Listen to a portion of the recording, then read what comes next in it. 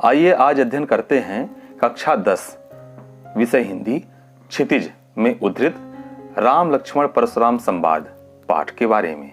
यह पाठ गोस्वामी तुलसीदास जी के द्वारा लिखा गया है। तुलसीदास जी का जन्म उत्तर प्रदेश के बांदा जिले के राजापुर गांव में सन 1532 में हुआ था। राम भक्ति परंपरा में तुलसी अतुलनीय है। रामचरितमानस कवि की अनन्य राम भक्ति और उनके सृजनात्मक कौशल का मनोरम उदाहरण है।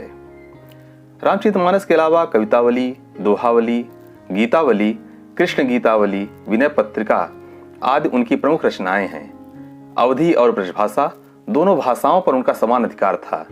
सन 1623 में काशी में उनका देहावसान हुआ। राम लक्ष्मण परशुराम संवाद यह जो अंश है रामचरितमानस के बाल कांड से लिया गया है। सीता स्वयंवर में राम द्वारा शिव धनुष भंग के बाद मुनि परशुराम को जब यह समाचार मिला तो वे क्रोधित होकर वहां आए। शिव धनुष को खंडित देखकर वे आपे से बाहर हो जाते हैं। राम के विनय और विश्वामित्र के समझाने पर तथा राम की सख्त की परीक्षा लेकर अंततः उनका गुस्सा शांत होता है। इस बीच राम लक्ष्मण और परशुराम के बीच जो संवाद होता है उस प्रसंग को यहां प्रस्तुत किया गया है।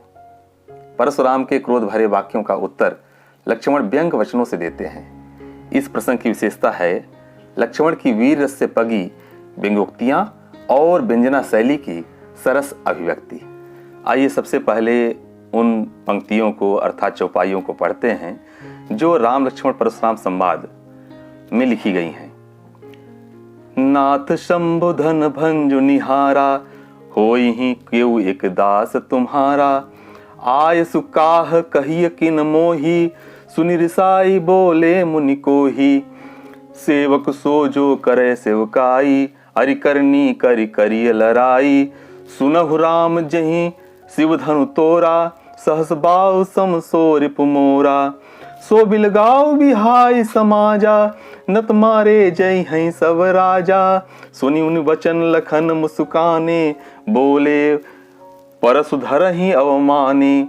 बहुधनु ही तोरी लरिकाई, कबहु न असरिस कीन्ह गोसाई। एहि धनु पर ममता के ही हेतु, सुनि रिसाई कह भृगु कुल केतु। अरे नृप बालक काल बस, बोलत तो ही न संहार। धनु ही सम त्रिपुरारु धनु, विदित सकल संसार।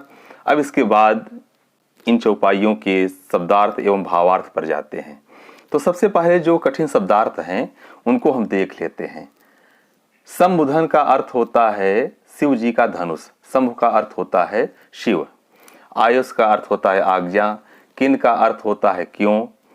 कोही शब्द लिखा हुआ है जिसका अर्थ होता है क्रोधी।